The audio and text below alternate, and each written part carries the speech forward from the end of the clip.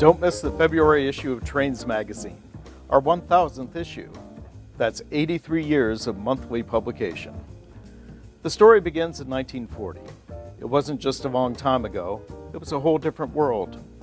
The atomic bomb hadn't been invented, jet aircraft were still on the drawing board, homes didn't have televisions, and radio was king. Prepackaged frozen meals hadn't been developed. Grocery stores didn't even have refrigerated food sections. Scientists worked out problems with slide rules and adding machines, paper and pencil. In the transportation industry, passenger trains were the popular choice for long-distance travel, and steam locomotives ruled the rails. In this world of 1940, Kalmbach Publishing Company was just 6 years old, and founder A.C. Kalmbach was ready to take on a new challenge. In the fall of that year, the first issue of Trains magazine appeared. 1,000 issues have passed, and we're marking the occasion with a special expanded issue.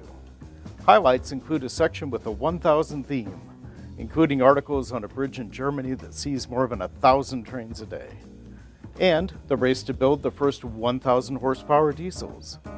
Union Pacific's historic order for 1,000 SD-70M locomotives in the late 1990s was a $2 billion investment.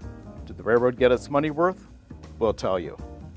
Also, we'll take you for a ride aboard Amtrak's Lakeshore Limited, a 1,000-mile journey aboard a train with a rich history. Other articles include a panel of railroad executives who named the industry's worst investments, a Ben Bachman photo essay on the trains of Seattle's seashore, and an article on the 150th anniversary of St. Louis Eads Bridge.